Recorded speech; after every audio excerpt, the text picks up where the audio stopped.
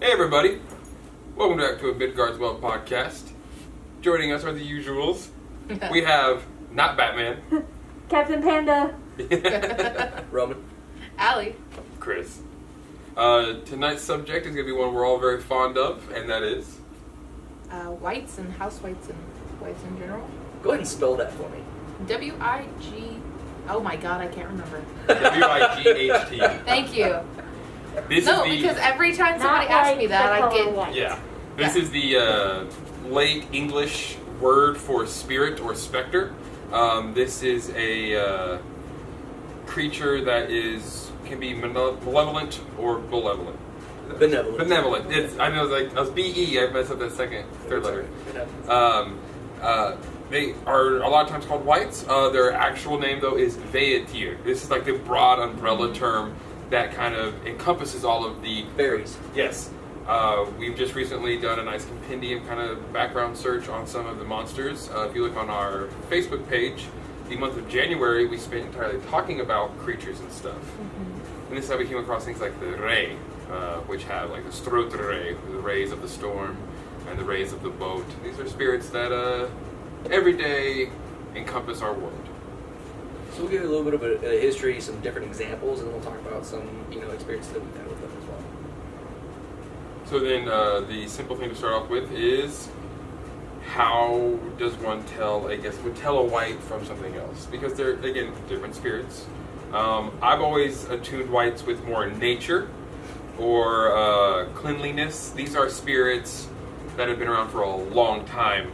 So they're more attested to old-fashioned living styles and things that have pretty much stood the test of time and won't go anywhere.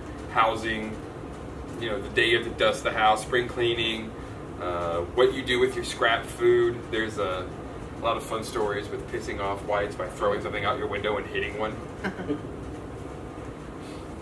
I kind of use wights as like an umbrella term for like all things. Yeah, me too.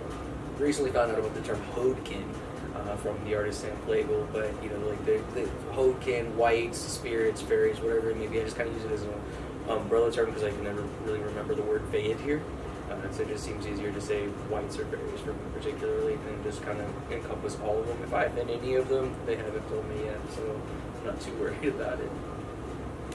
And I'm more or less in the same boat. It's just kind of all-encompassing. Sometimes I remember the word Vaettir, and then I apply it to land and then house, because they are different spirits, and they do different things, and they affect the environment differently. So telling the difference, a lot of that comes from gut feeling if you don't really know what you're doing, and then other than that, it's just doing your research and just finding what would make it different than, say, a troll living in your basement. Right, and again, this is about feeling. Like when you go down to the basement by yourself and it's dark and you have to be the person to flick on the light, do you get that feeling of something watching you and it's just weird, or something's trying to grab you? Those are the things you got to think about. If something's just watching, that could very easily be a wight. When something's out trying to grab you, or you can feel that sense of harm or forlorn feeling. Makes the hairs on your neck. Yeah, that's not the good stuff. Those are the things that are actively trying to create that chaos in your life. So when you are downstairs, and if you're the person who has to run up the basement stairs and flip off the lights before you can sleep that night, odds are you have a malicious wight in your basement. That being said, too, like if you're new to everything, you're suddenly starting to accept them in your life, they're going to be more present, and they're going to come out to you more often. Now, this newness, this new sensation can also cause that sensation, right? So suddenly it's new and there's just more of it because they're more present to you. That will make the hairs on your neck stand up, and it'll kind of give you a nervous feeling.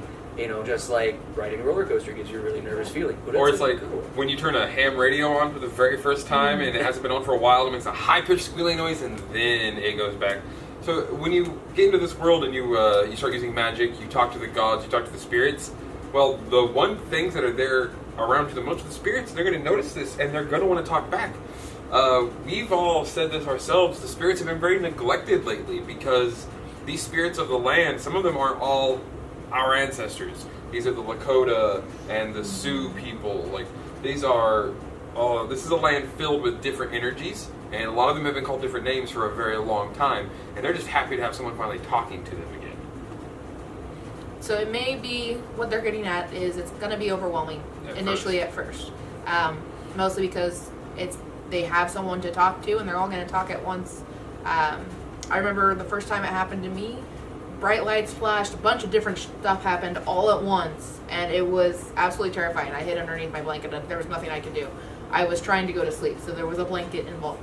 Yeah, a lot of the times, and people have probably already seen this, a lot of you out there, those things you call the shadow people. Yeah. You know, that weird vision, it looks just like a human shape, but you can only see it right out of the peripherals, and it hops from door frame to door frame. By the time you've looked down the hallway, it's gone. That is a Vaettir. That is just a simple land spirit that is just out living its life. Once you start accepting them, I've actually, to kind of get into the what we've seen way, I saw one, this beautiful 7 foot tall, very slender, almost male-like body with a deer or an elk's head. Very majestic, but very powerful feeling.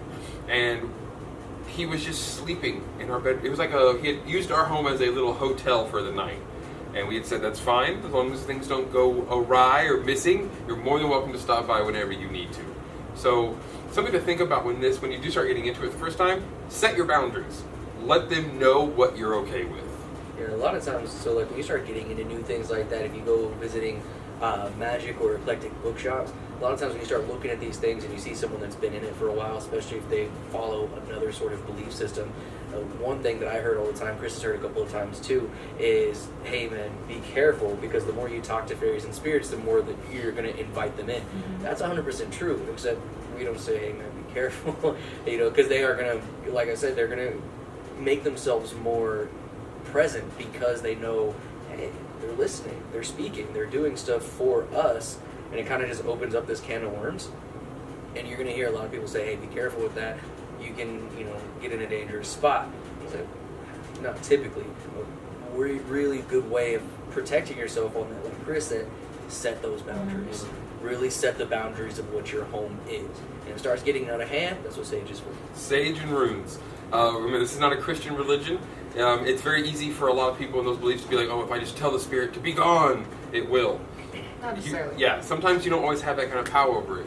So be ready to have sage, cleansing stones, runes that you can inscribe on your doors and stuff, just to make sure if things go south quick. Like my room at my parents' house. My parents' house is extremely haunted, and it's awesome. I enjoy it. No one else does. But all around my house, there's different types of entities. And in my bedroom, there was an old married couple, but there would occasionally be other beings that would come in that weren't as fun. And so I hung sage in all four corners. I put cinnamon above the door. I did like everything that I could think of. And sometimes it only allowed the married couple in. Sometimes it let everybody in. It just kind of depended on what their intentions were that day. Yeah. And that's something you have to keep in mind too. It's what their intention of talking to you is how well whatever you do is going to affect them. Because we're not saying that ghosts and specters don't exist. Like you said, the old married couple was a passed on. They literally died in that room. Exactly. So there could be ghosts. But right now we're going to mostly just stay on the subject of the spirits and stuff, because ghosts is a whole other can of worms. Right, but I link ghosts in with wights. Yeah, no, it's fine.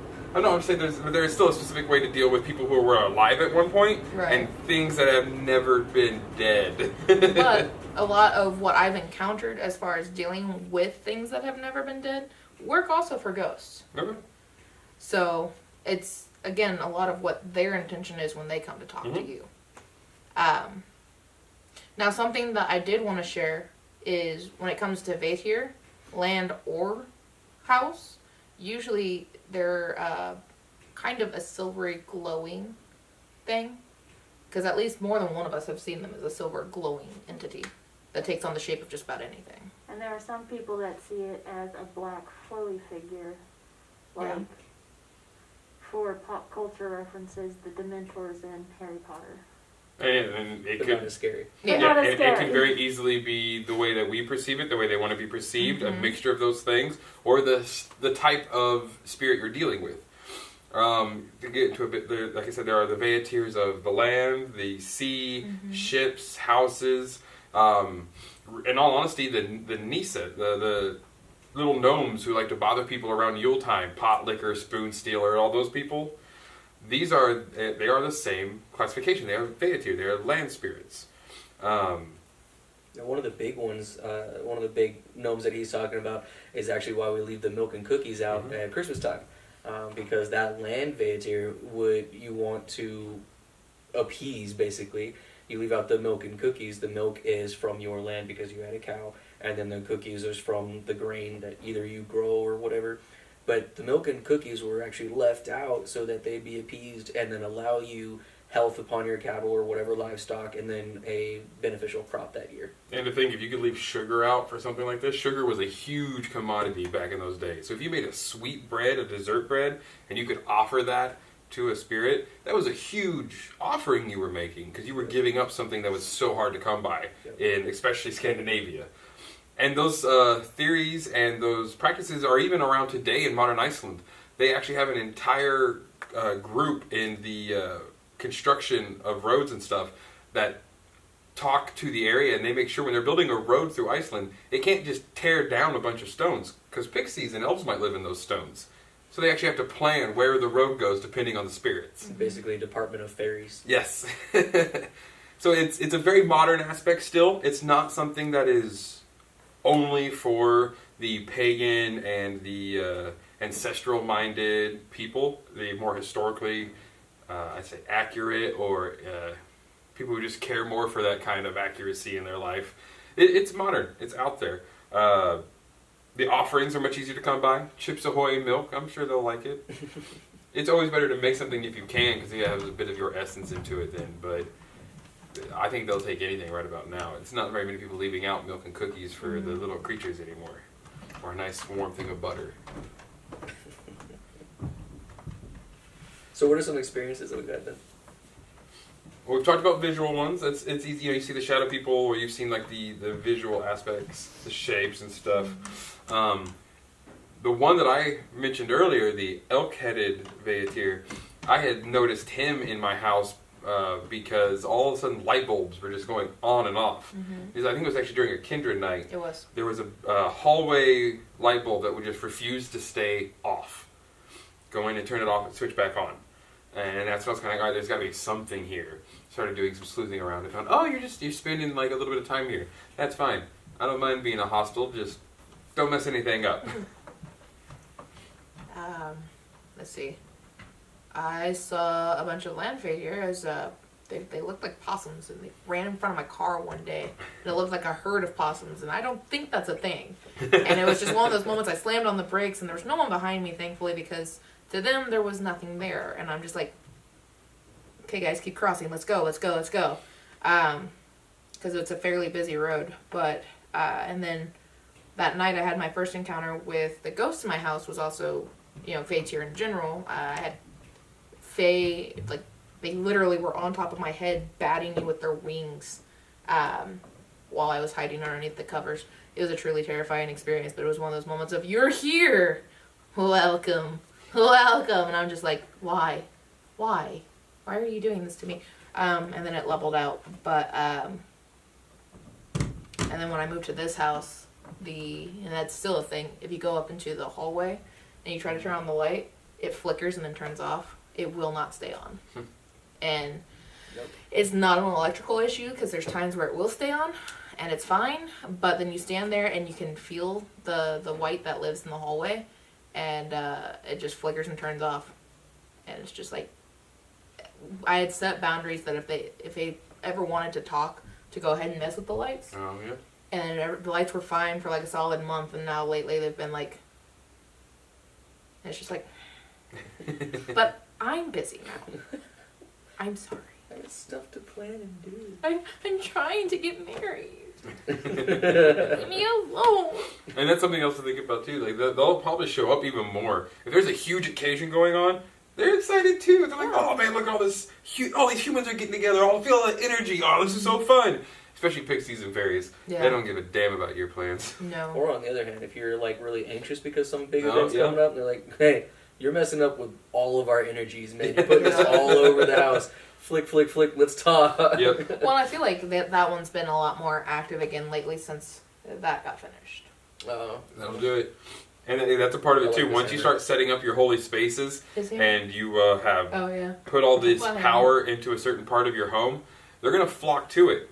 A lot of people will put candles on their vase, and if you can see some very interesting things with fire on your. Just be careful with fire on your vase. But a burning candle on a vase, if you concentrate on it and really just kind of like let the fire talk to you, it will. It certainly will. You are charging that area. Yeah. So then be ready for that area to kind of become a doorway.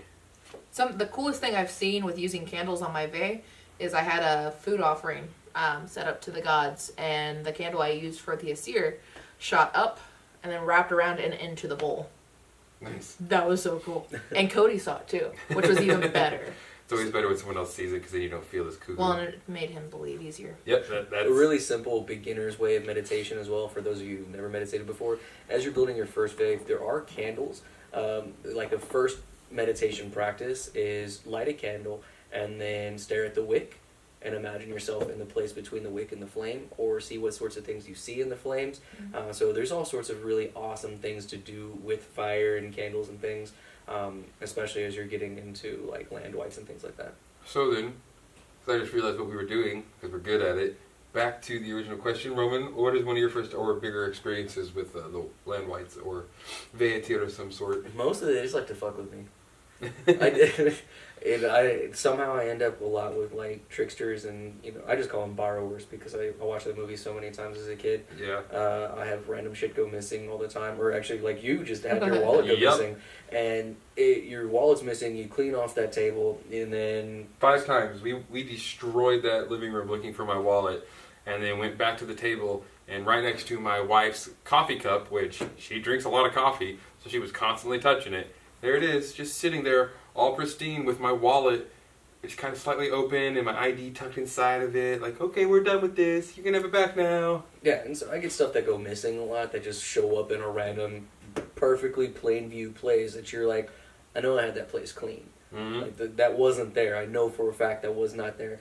And so it's mostly little things like that. Of course, various vivid dreams, seeing things out of the corner of your eyes, a lot of shadow people sort of things, but not like anything major like ghost possums. I think the biggest thing we did is when we were younger, we were at a park in a town that we grew up in, and we kind of walked around this park chasing this like Fae King or something like this. He was big shit in the park, at least. He might not have been the king of the Fae, but he thought he was. He didn't leave me alone for like 4 years, and it was just constantly messing with me.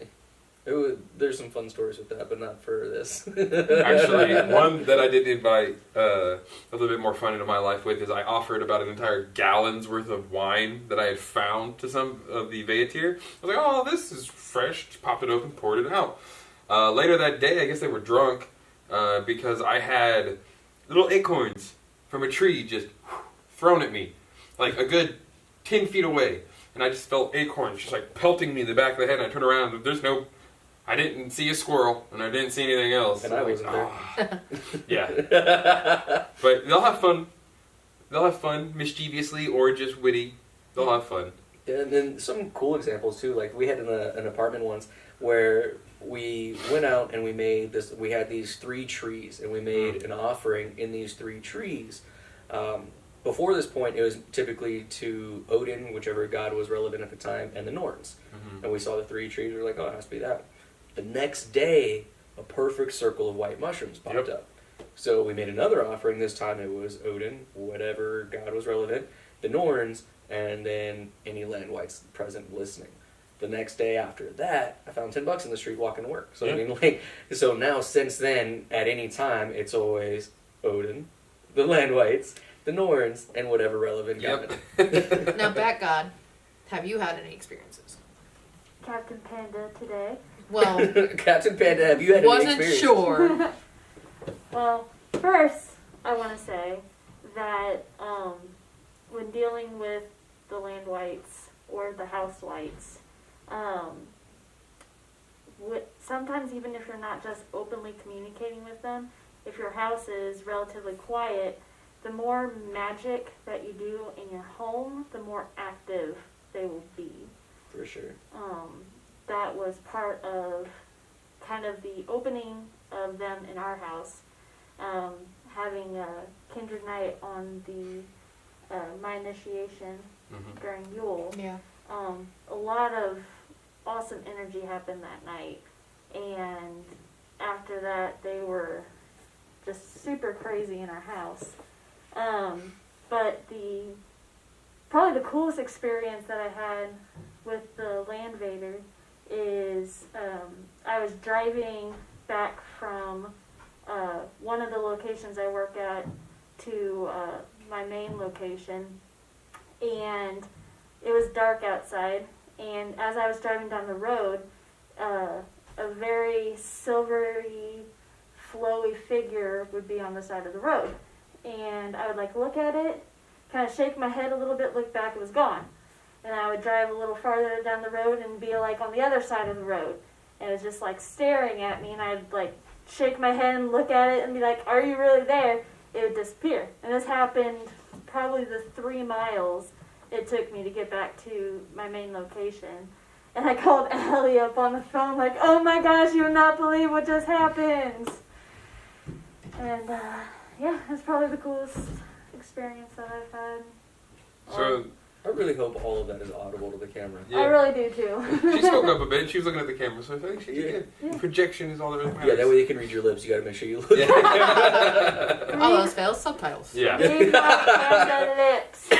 So one of the things with the Vaettir is a very common thing is with the Celtics when they went with their leprechauns and stuff, they would leave out biscuits and cream.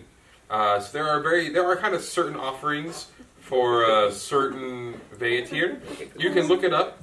There are, of course, sources that these stories about land wights and stuff, they've been in the cultures from Anglo-Saxons to Germanic to Scandinavian forever. Even after the Christianization, they never went away. They just kind of took up different names or had different roles.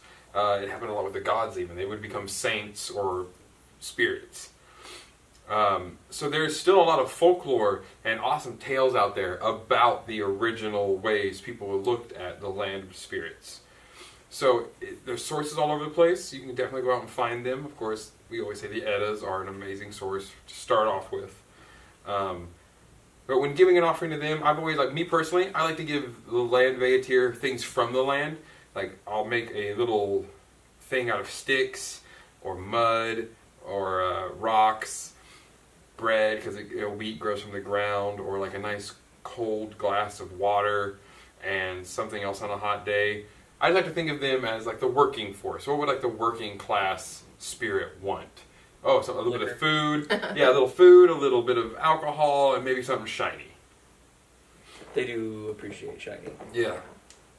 Yeah, these are the fun spirits. Now there are, of course, the evil ones, but that can be. Well, we don't really recognize evil versus good. Right, so it's the chaotic part. Yeah. It's just which ones are more prone for their chaos. Because sadly, there are some out there that are more or less simply around to mess with your day-to-day life. So, maybe another question then. So for someone who's just getting into this, what would be the first sign they need to look for to start being worried about what's in their house? So we talked about worried that. or attuned to? Worried. Well, we talked about that foreboding feeling is bad. If you get shoved, that's bad. Oh yeah, no, that's bad. Physical touch. If it physically has to touch you, that's usually not a good sign. Usually not, but there are some cases of it being that I think a lot of it comes from because I can't. For as long as I've been doing this, I've not had a negative experience. I don't know that you've completely had too many either of you. But a lot of it comes from where we give them offerings as often as we give the gods, almost. And, we talk to them just as frequently. We treat them like friends, treat them like any other person with decency. And it helps keep a lot of the bad shit away. It does. I mean, I guess the worst thing I had happen was I wasn't allowed to watch scary movies near Halloween because the Wights in my house would flip out and would actually chase me around the house. And, there was a Wight that appeared like a headless lumberjack almost. Oh, yeah. Half the head was missing. It was really, really weird. And he would follow me around the house or randomly jump scare me. And I'm just sitting there no more horror movies. Yep. Got it. Again, they feed off that emotion. They will, especially that scared emotion, I don't know if it's like crack cocaine for spirits, but it gets them real jazzed up. Well, it's like Monsters Inc. You're either sad, and you're screaming, or you're laughing. They're really Well, powerful. and see, I watch the horror movies just to laugh at the cheesiness of it. Oh, yeah. And so I'm just sitting there like, why are you doing this to me? And then there was one, he was a shadow guy who didn't move from the hall. He stood in the same place. But during I got Samhain, chills. Like when you said it, I got chills. It was weird. he always watched me. It was really weird because he had a direct line of sight to my bed. Uh-huh. But that's why I kept the door closed a lot because it was really weird and uncomfortable. But during Samhain, he became more solid and you could see him better. And there was one time I was walking into my room. I walked into him and I dropped everything. And I'm just looking at him like, this is the most visible you have ever been. Yeah. What is going on? I just picked up all my stuff, apologized for bumping into him, and kept going. And that is another part of this too. Apologizing might sometimes just be the best thing, because you don't understand that, oh yeah, my grandpappy built this house in 18-dickety-2. That's cool. that spirit has been on that plot of land probably since the dawn of that plot of land. So calling dibs is not that they don't care what you think. Yeah. So I'd say, to wrap this up then, one of the bigger things is be aware of the emotions you feel when you know there's a wight or a spirit around. If they're getting a little chaotic, maybe they just want an offering, maybe they just want some type of appeasement, they'll calm the hell back down, move along. Tell them to get the hell out. Exactly. There are so many types that it's almost an hour long just for us to sit here and tell you how many there are. If you can think of something, there is a spirit attached to it. Wood, metal, bricks, jewelry, warfare, peace, love, all of it. It's God, human, everything in between is a wight. Yep. That's just the easiest way to put it. Yeah. And again, that's Wight. Yes. Spirit, fairy, elf, whatever. Vaettir, Vaettir. Okay, so it was acknowledge them. Yep. I'm not going to say keep control of your emotions, that's impossible, but be aware of the emotion Yeah. you're attaching to the space. What you're feeding to them. Yeah. Yeah, what you're feeding to them. Feed them. Give them offerings, food, shinies, drink. They love drink. A welcoming place to stay for a little while if they choose to. Again, but set those rules up. Set your borders, your parameters. Yeah, and they will affect the way you sleep, the dreams and nightmares. So if you need them to have their own space, like a birdhouse or something, or like fairy houses are becoming really popular, you can find them anywhere now. Mm-hmm. Set one of those out and be like, hey guys, this is for you. Please stay out of my bedroom. Right? So it's really about boundaries. Yep. So then that's pretty much one of the bigger things we can get at. We'll of course have later videos coming about these subjects because there's so much to go over. Yep. So thank you very much for joining us tonight on this podcast about the spirits that do inhabit this world. And Thanks for always, drinking from the well. Thank you for drinking from the And well. make sure you like, subscribe. We put out new videos every Monday. Click that bell because we know how YouTube is.